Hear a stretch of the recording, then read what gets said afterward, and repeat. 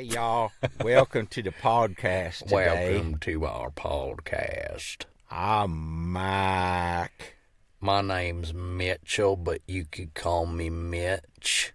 And we're here to entertain you. Hey, listening audience. How are you today? Oh, yeah. Wow. We're obviously in a mood.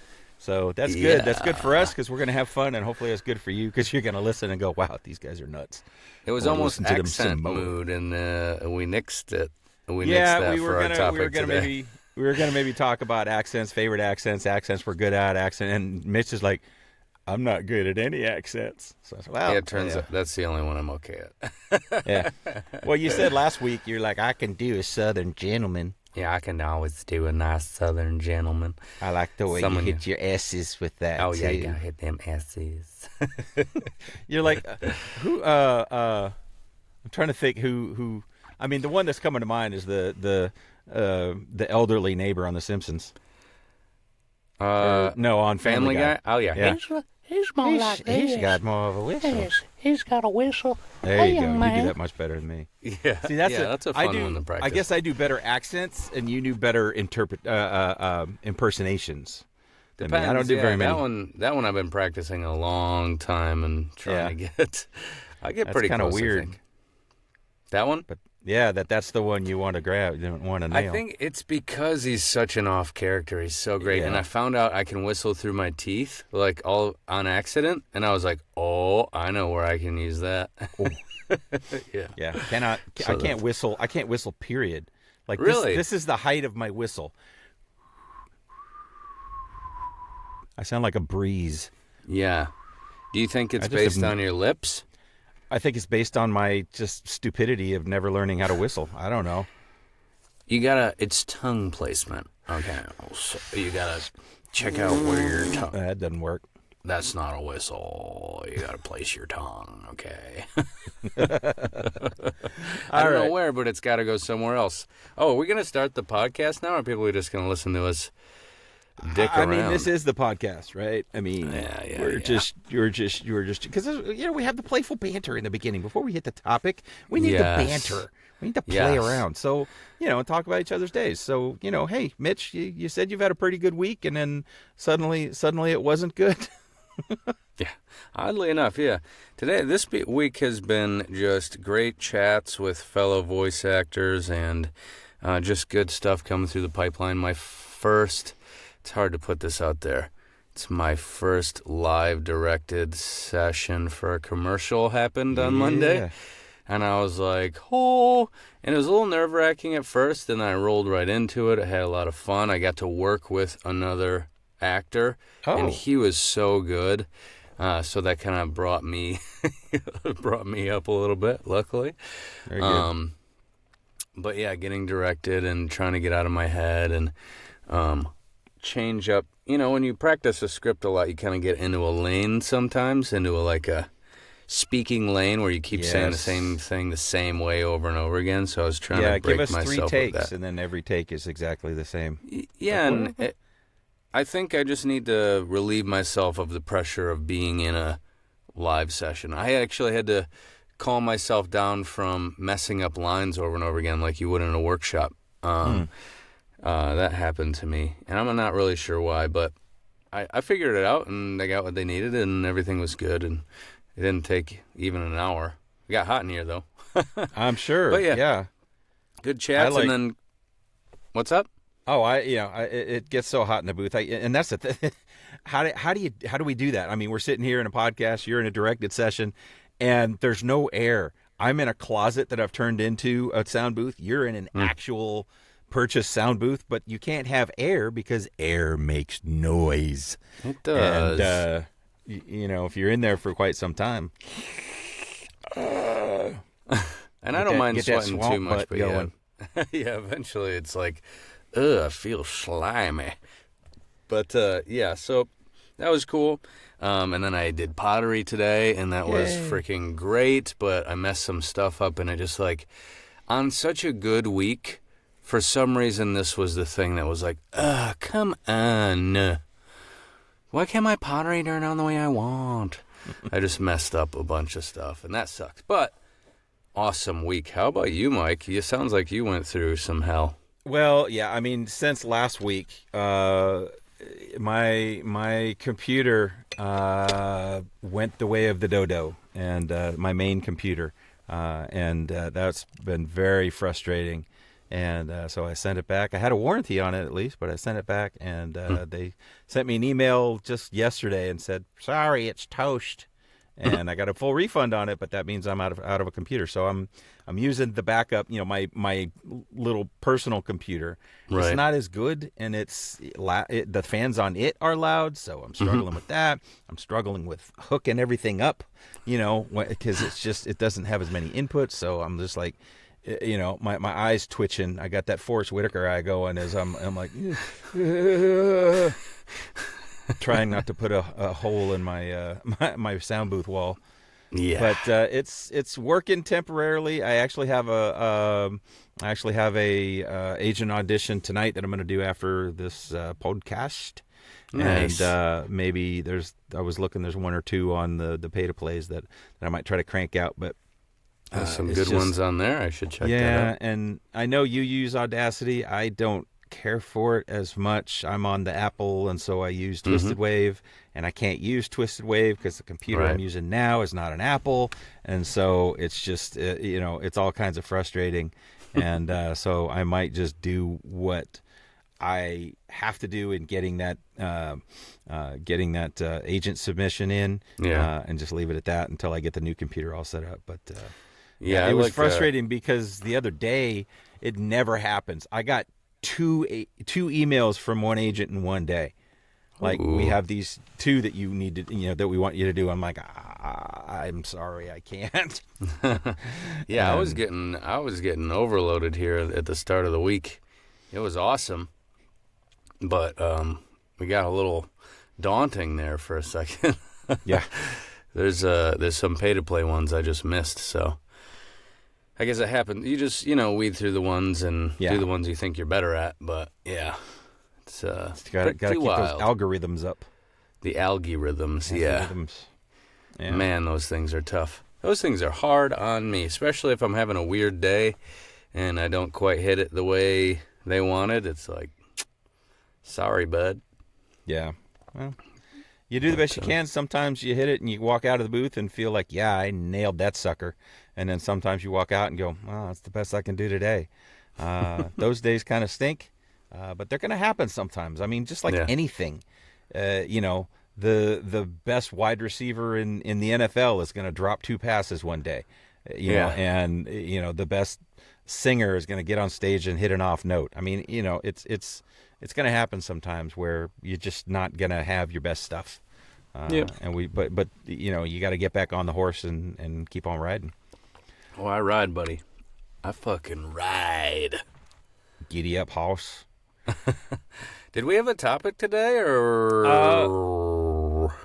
Yeah, well, I mean, we kind of, as we started this thing, months ago, we thought, what, we're going to talk about voiceover sometimes, and then sometimes we're not. A few weeks ago, Mitch wanted to know about my vast obsession with Survivor, so we hit that topic.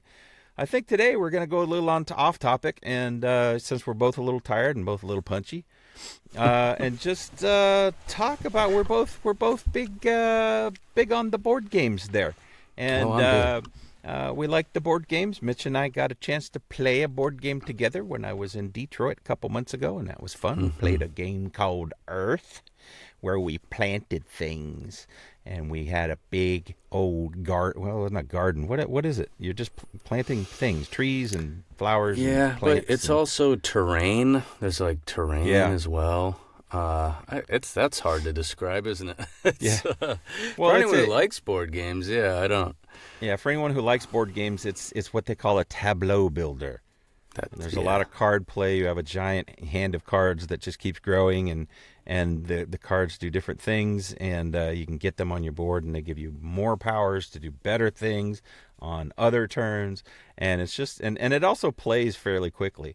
I don't know about you, but a lot of my games I find they're like 3-hour plus games because I like the involved type games. Right.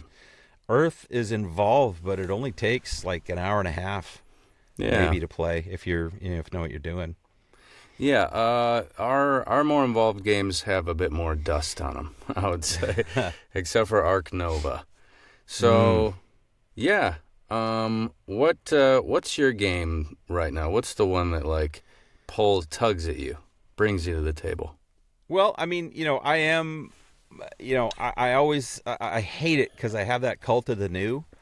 Yep. Where it's like the newest game is the one I like, and then I get to where I've played that one enough, and then I want a new one, and I go buy a new one. So like the latest game I've gotten is a game called Ezra and Nehemiah. It's based on the biblical, rebuilding of the wall and the temple in Jerusalem, and Okay. so it's by I'm gonna get this wrong. I forget what the company's name is, like Geldof or Gandalf or something. But they do like historical games. So one of their games is Hadrian's Wall. Another one is Legend of You. And they're just based on, from different cultures and different eras and whatnot. They're just, culturally significant. And they got this one right. I mean, it's heavy, but it's accessible. And the mechanics are just choice. I mean, it's got some area control. It's got some, you have a deck of cards and everyone's got the same cards, and there's 3 basic actions you can do from those cards, and each of the cards has a series of banners on it, and so the number of banners that you accumulate tells you how much you can do in that one action.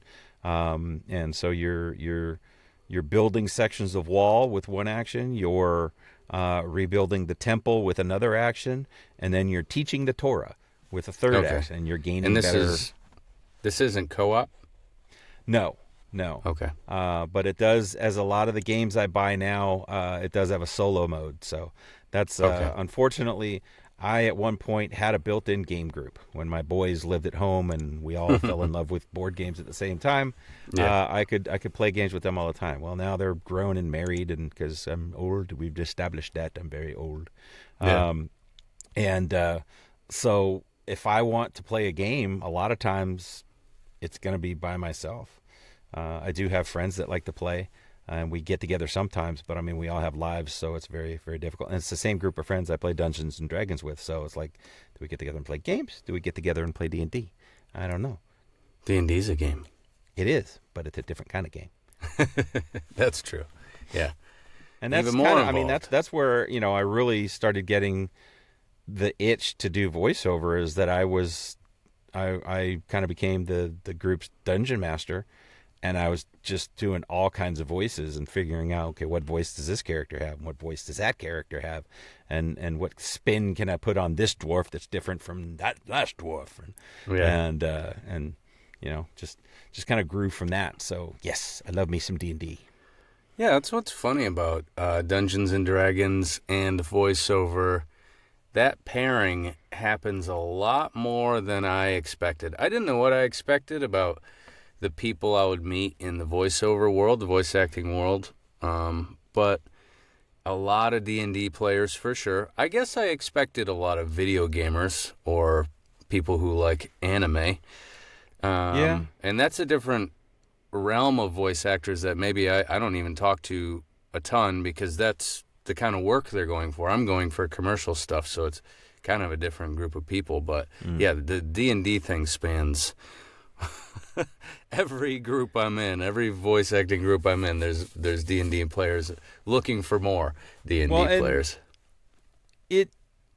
There's a difference between video game players and RPG players. I mean, they can be one and the same. My sons are that way. They love the video games. They love the RPGs. They love D&D. Yeah. Oh yeah, But I didn't. Yeah, I wasn't no. connecting those. I know. But there are some people that's their bread and butter, is they like to play video games, and that's all I like to do. Or they like to play anime, or they like to do both, or they like to read comic books or whatever. And it's those genres, but those are less interactive. Whereas Dungeons and Dragons, you in order to have the most fun, you're performing. You're acting. Yeah. Half of that game is the role play aspect. And if you don't enjoy the role play aspect, then you're just a bunch of murder hobos that just like to roll dice and kill things. Which What? there are plenty of groups that do that. But my group, I mean, part of the fun is putting together a character, giving that character a voice, and just playing around with it. And so you get those playful people who like to act, and even if they've never acted on stage before, they like to get into their character, and that kind of spurs the, well, maybe I could do this professionally. That's kind of where I am. I don't think I was ever in a group that egged that on. I was either in groups that were new to the thing, and we were more learning mechanics and not doing any acting. I definitely could see that. That's what I love about that game. It's just so open. You do become a different person, for sure. Mm-hmm. Yeah, that's man, it's great. I wish there was extra hours pocketed away in a week for that. It's not. I don't think it's in my stars, but yeah, I do.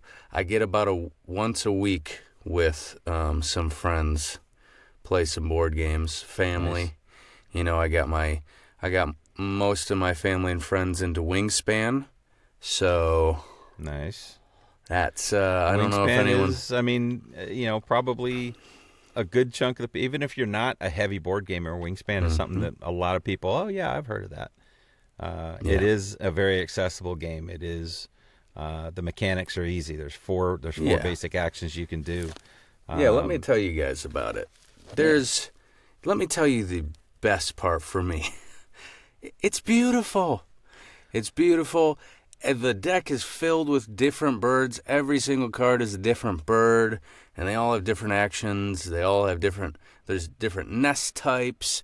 They actually teach you a little about the bird or what they can eat, where they can live. You're actually learning on accident while you're playing the game about where the bird lives and how many eggs it could lay and things of that nature. It's so wonderful. And the mechanics Mike was getting into, I'll let him get into that. But my favorite part is just it flows and it's beautiful.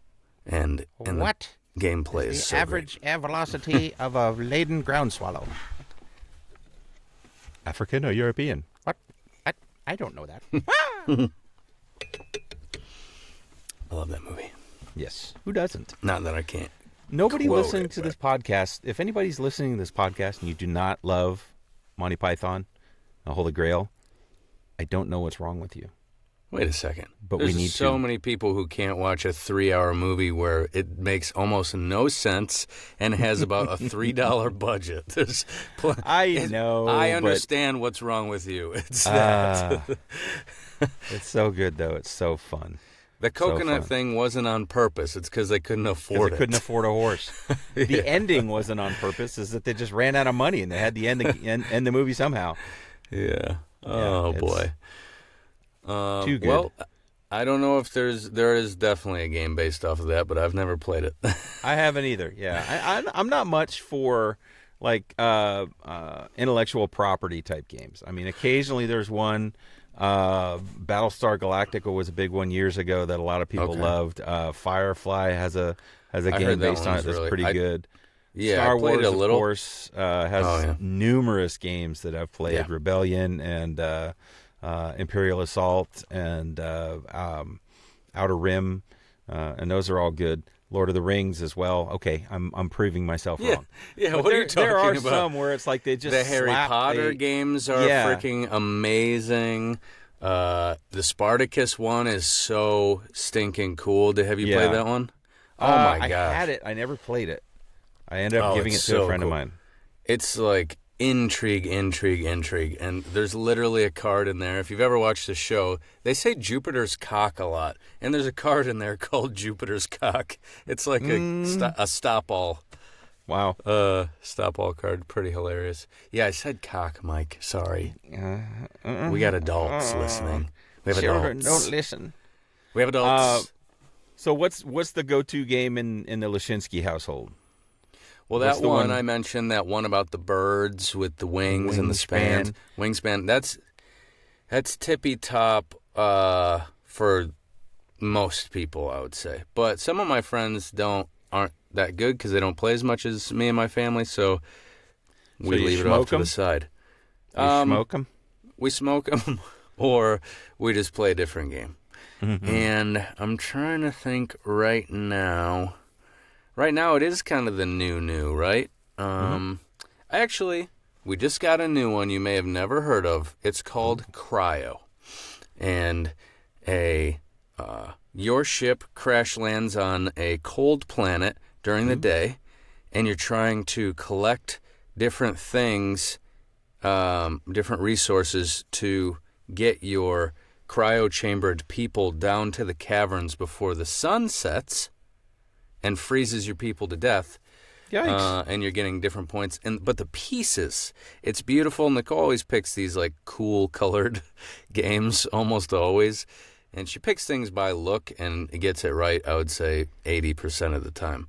So she picked this game. It's got great pieces. The gameplay is really cool. I read some reviews. It was like, I don't know how this is replayable. You just keep doing the same thing over and over again. The whole board's modular. I don't know what they're talking about. Wow. I like that. Great. Yeah, it's really cool. I'm trying to find. I'm looking at my phone here because I'm trying to find. Oh, that's it. So you know what Stonemaier Games is? The publisher Stonemaier Games. I know. They do Scythe, which is that's one of their most popular games. They've got Tapestry. Wingspan. They distributed Wingspan. Jamie Stegmaier, the owner and proprietor of Stonemaier Games, did not design Wingspan. He did design Scythe and Tapestry, and Viticulture was like their very first one, which is a wine game that is gorgeous very nice. Game. That's a great game. It is very nice. That Viticulture. I don't know. I don't do a very good French accent, but. Was that French? I thought you were being Italian. Kinda. You would think. I mean, my name is Pelletier.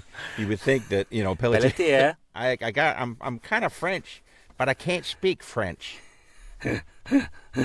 There's a new one coming out that he's doing called Vantage, and oh my goodness, it sounds like so.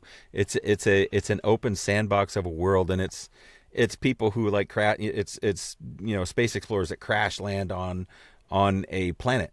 And they basically explore the planet, and they're separated. So like you can play with I think up to 6 or 8 people or something, and they all are in different areas of the planet. And there's like 800 something different terrain cards where you're moving through, and you might encounter each other and you might not. But it just sounds so cool to me. There's a game called Seventh Continent that has like the same idea. That was huge. I had that. I traded for that on. I don't know if any of you know the boardgamegeek.com.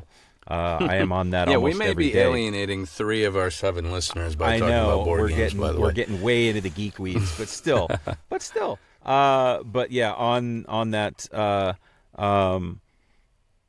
Where was I going with board game? Board game geek. Oh. I just had an old you man do trading, moment. yeah. Oh, trading, yes. So I traded for Seventh Continent, and I played it a little bit, and I'm just getting nowhere with this, and so I traded it again. But this is kind of the same idea in that you're exploring on an open world, and you're on a card, but you don't know what's on this card until you explore that card, and then you're on this card, and then you can go left or right and all of that. So it seems like a better version of that, and I'm very much looking forward to it. So, Cult of the New, man, Cult of the New. I'm always looking forward to games. So yeah, I've got a couple coming Kickstarter style that were birthday presents last year. One about cheese and one about mushrooms. What's your new board game about? Cheese, yeah. It looks really cool. The pieces look really nice, and the gameplay looks fun. But I slowed down on the new because it's hard to get people to get excited about something when they have to learn something new every time. And I was like, okay, well, yeah, let's set like a little cluster aside for this group that everyone likes to play, and we can all get better at it. And one of my buddies started buying more, and so now I'm playing the games he has, so he's played more, and we have a little more back and forth, I guess. I like playing with someone I know could dominate me, and we have that really, depends on who I'm playing with, but how do you feel about cooperative games? How do I feel? I loved them at first, And then every time I play now, there's a quarterback. And it could be me if I'm better. I really try not to do that, but there's always somebody who takes the reins a little too much. And then when I win, I feel like, wow, now we're just cleaning the game up. And when I lose, I'm like, wow, I just played a game for that long to not get anywhere. So it does feel a little tough, but I love when you do get a good group of cooperative players, And it feels amazing. Yeah. I have a group. I'm playing with two guys. My favorite game of all time is just a little tiny game called Gloomhaven. And I played that. I backed that, and when I first started getting into games really heavy, and my sons and I played that. We finished the campaign in like 3.5 months. I mean, we were playing 2-3 times a week. But my youngest son still lived at home, and so that's what we did for fun at night. Now I have this game called Frosthaven, which is Gloomhaven's bigger brother. Is it bigger?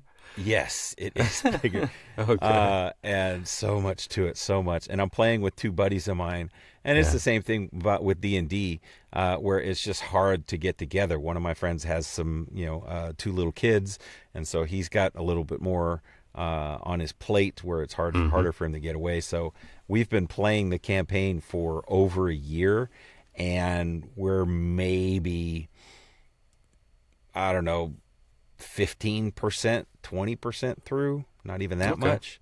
So we got a lot of years left to do this, but it's so cool. much fun. I mean, and it's good because everyone's playing a character.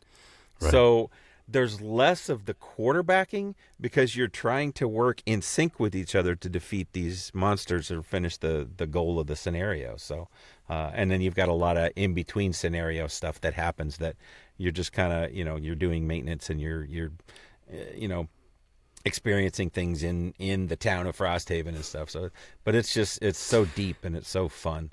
Do you have the Leroy Jenkins of your group? I mean, we all kind of do that at times because that's the thing with it.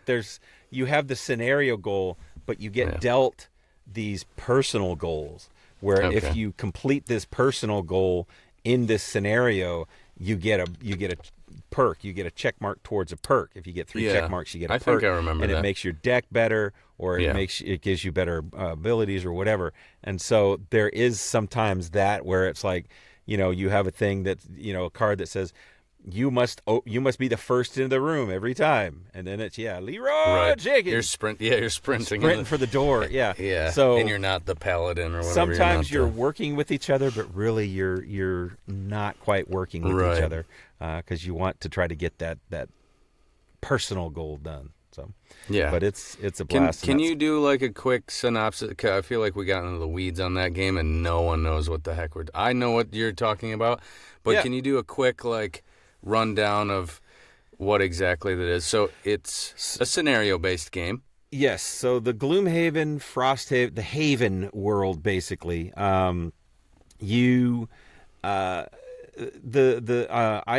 Childress, the guy who designed and put the game out, developed this whole world with these brand new characters. So it's like you're not, when you play D&D, when you watch Lord of the Rings, you got dwarves and elves and gnomes and all of that, and you're used to those type of species. But there's all new species, all new character types and everything in this. So you pick a character, and you start with 6 that you can pick from, and then you've got like 13 or 14 others that are unlockable. They're secret. They're in these tuck boxes, and you're like, I don't know what's in this. It's sealed. I can't wait to find out.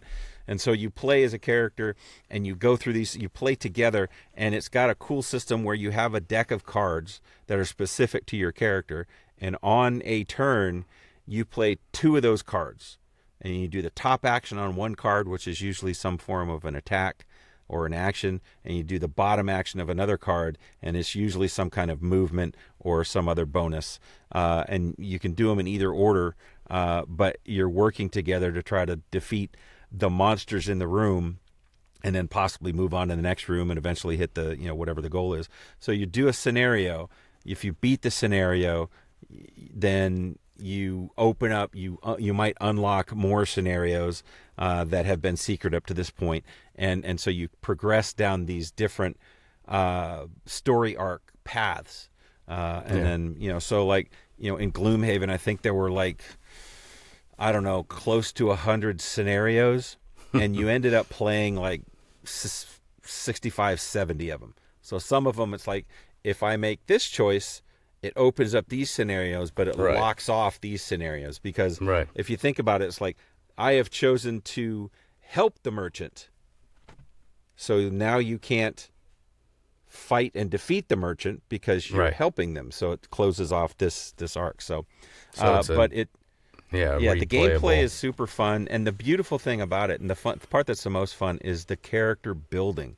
So, like I said, you get these perks, and you get experience points, and you level up, and you get better cards, and then you don't roll dice, you have a modifier deck. So if you do an attack, and it's like a base 3 attack, you roll a modifier card, and it could be a +1, it could be a -1, it could do some other abilities, and so it, as you get better, as you build your character more, that modifier deck gets better. You weed out the bad cards, you add better cards, and all of that, and then eventually, like I said, you start out with 6 characters that you can choose from, and there's 13 others that are unlockable.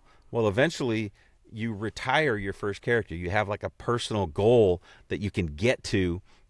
You do this certain thing so many times in the scenarios, and you might play 10, 12, 15 scenarios with one character, and then you complete that goal and you retire that character, and you get to open up another box and be a brand new character and build that one. And so that's part of the fun of it, is not only building the one character, but being able to experience so many other characters. So that's why it's my favorite. It's a lot of people's favorite, especially you like D&D, and this is like more in a box, I guess, and more streamlined than D&D is. And it's been called that. It's been called like an RPG in a box. Because the story, there are some disconnects, and there are some things that people have complained about. The story arcs not being, extremely tight. But that's okay to me. The story is fun enough, and it's cohesive enough that it doesn't take away from anything for me. So, but yeah, that's my favorite. And maybe in like 6 or 7 years, I'll finish Frosthaven, and he'll do a new Haven, and hopefully I'll back that before one. that for the other people. Because he made Jaws of the Lion for a more accessible version. That's more accessible. And those of you, that was marketed at Target.